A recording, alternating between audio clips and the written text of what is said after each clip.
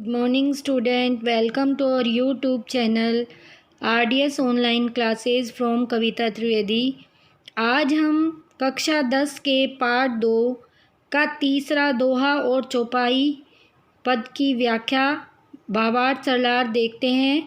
इससे पहले मैंने तुलसीदास जी के राम लक्ष्मण परशुराम संवाद के 2 दोहा और चौपाई की व्याख्या हम पहले चर्चा कर चुके हैं। आज हम तीसरा दोहा और चौपाई देखते हैं। ये उस समय का वर्णन है जब लक्ष्मण और परशुराम संवाद चल रहा है। परशुराम जी अपनी बहुत बढ़ा चढ़ाकर बड़ाई करते हैं, अपनी वीरता का बखान करते हैं कि मुझसे तो बड़े बड़े क्षत्रियों के किशोर भी डर जाते हैं, यहाँ तक कि गर्भ में पलने वाले बच्चे की भी हत्या मेरे फरसे की ध्वनि से आवाज़ से हो जाती है। इस बात को सुनकर लक्ष्मण हंसते हैं और बोलते हैं, विहसी लखन बोले मृदुवानी। मृदुवानी यानी मीठी वाणी, विहसी यानी हंसकर, लक्ष्मण लखनऊ यानी लक्ष्मण हंसकर, मृदुवानी मीठी वाणी बोलते हैं, अहो मुनीस महाभटमानी। ओहो मुनि, हम तो मान गए, आप तो बहुत बड़े महाभट, महाभट यानी बहुत बड़े योद्धा हो, ये हम मान गए। आपको अपनी प्रशंसा करने की आवश्यकता ही नहीं है, हम तो मान गए आप बहुत बड़े योद्धा हो। पुनि पुनि मोहि दिखाव कुठारू। पुनि पुनि मतलब बार बार। लक्ष्मण जी बोलते हैं कि आप मुझे बार बार अपनी कुल्हाड़ी दिखा रहे हैं। चहत उड़ावन फूंकी पहाड़ू, तो आप इस तरह का काम कर रहे हैं कि मानो चहत यानी चाहते हो, कुठारू यानी कुल्हाड़ी। ऐसा लगता है कि आप मुझे बार बार कुल्हाड़ी दिखाकर ऐसा करना चाहते हो जैसे उड़ावन फूंकी पहाड़ू, पहाड़ू यानी पहाड़, फूंक मारकर कोई पहाड़ को आप उड़ाना चाहते हो। यहाँ कुंभड़ बतिया को उनाई। कुंभड़ बतिया कुमड़े का फूल, ऐसा फूल जिसकी तरफ अंगुली तर्जनी करते ही वो मुरझा जाता है। तो लक्ष्मण जी कहते हैं अपनी वीरता बताते हुए कि यहाँ कोई कुमड़े का फूल नहीं है जो आपकी धमकियों से डर जाएगा। जे तर्जनी देखी डर जाई। जिस प्रकार कुमड़े का फूल जो होता है वो तर्जनी अंगुली को दिखाते ही मुरझा जाता है, उस प्रकार यहाँ कोई आपकी इन बातों से डरने वाला व्यक्ति नहीं है। दे की कुठार सरासन बाना। लक्ष्मण जी परशुराम जी का अपमान करते हुए कहते हैं कि मैंने आपकी कुल्हाड़ी और आपके धनुष बाण, सरासन यानी धनुष और बाण मैंने देख लिए। मैंने बहुत देखे हुए आप जैसे धनुष और बाण। मैं कछु कहा सहित अभिमाना। मैंने जो कुछ भी कहा वो पूरे अपने स्वाभिमान के साथ कहा है। सहित अभिमाना यानी पूरे स्वाभिमान के साथ मैं कह रहा हूँ। भृगुसुत समुजी जनेऊ विलोकी।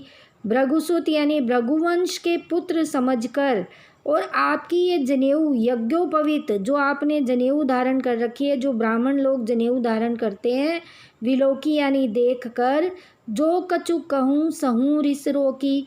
आपने जो कुछ भी मुझे कहूँ यानी कहा, सहूँ यानी सहन किया मैंने, रिस रोकी यानी अपने क्रोध को रोक कर, सुर महिसुर हरिजन अरुगाई। अब लक्ष्मण जी अपने कुल के बारे में बता रहे हैं कि हमारा जो कुल है, हमारा जो कुल क्षत्रियों का कुल है, वो इन 4 पर वीरता नहीं दिखाता है। वो 4 कौन कौन है? सूर्य यानी देवता, महिसुर यानी ब्राह्मण, हरिजन यानी निम्न जन, ईश्वर के भक्त, अरु यानी और, गाय यानी गाय।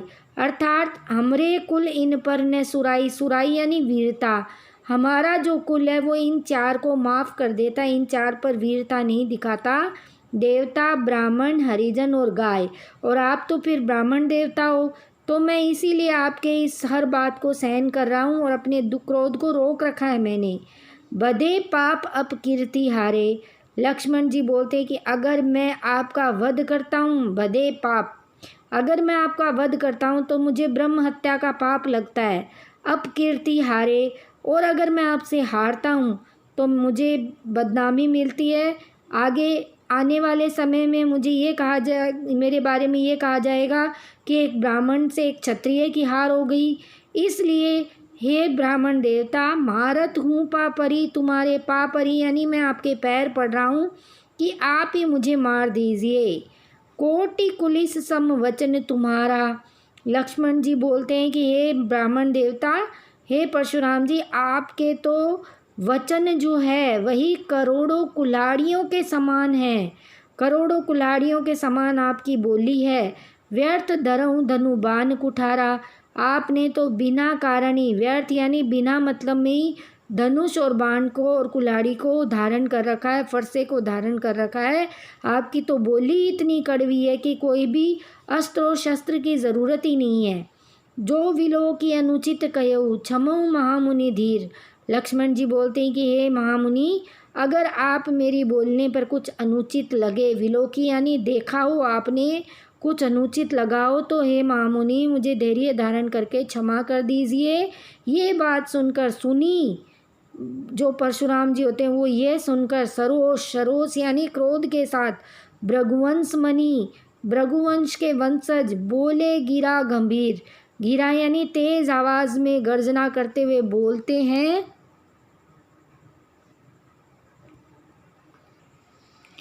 तेज आवाज में गर्जना करते हुए बोलते हैं, कौशिक सुनो मन दिए है बालक। कौशिक यानी विश्वामित्र।